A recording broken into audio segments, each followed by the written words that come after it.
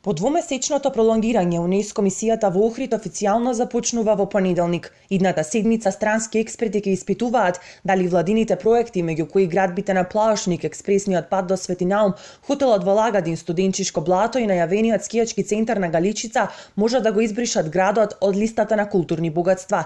Преку мониторингот ќе се дознае дали општината прекршила дел од препораките и навистина дозволила работата на урбаната мафија, како што обвинуваат екологистите, да излезе од контрола.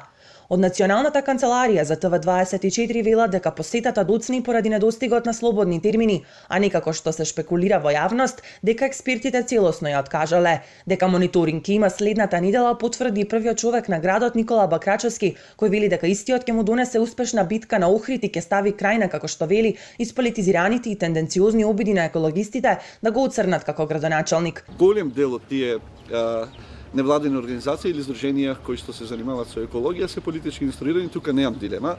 Мислам повеќе се во служба на политиката, отколку што се во служба на принципите и основите заради кои што тие се создадени.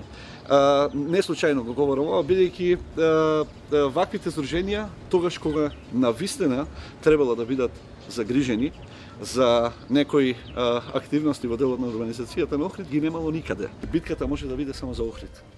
Битката може да биде само за иднината на Охрид и ние во тој контекст не отстапуваме во ниеден момент. Дополнително таткото на градот тврди дека од почетокот на мандатот досега општината работела честно, а за тоа сведочат сите документи за секоја градба поединечно, кои впрочем на увид ќе бидат доставени и пред тимот експерти. Пред на ова посета и предходеше припрема на одредена документација која веќе општина Охрид ја достави до Комисијата на УНЕСКО при Министерството за култура на Република Македонија, а преку нив до представниците на УНЕСКО, за да имаат увид во оние работи кои што се од нивни интереса, кои што ќе бидат тема на разговори на престојните разговори во текот на наредната недела. Мисијата на УНЕСКО доаѓа по многобројните претставки и препукувања меѓу екологистите и локалната власт за набројаните владини проекти. Во следните денови експертите ќе пресудат и соопштат кој од двете страни бил во право и дали Охрид ќе продолжи да го носи приматот град на УНЕСКО.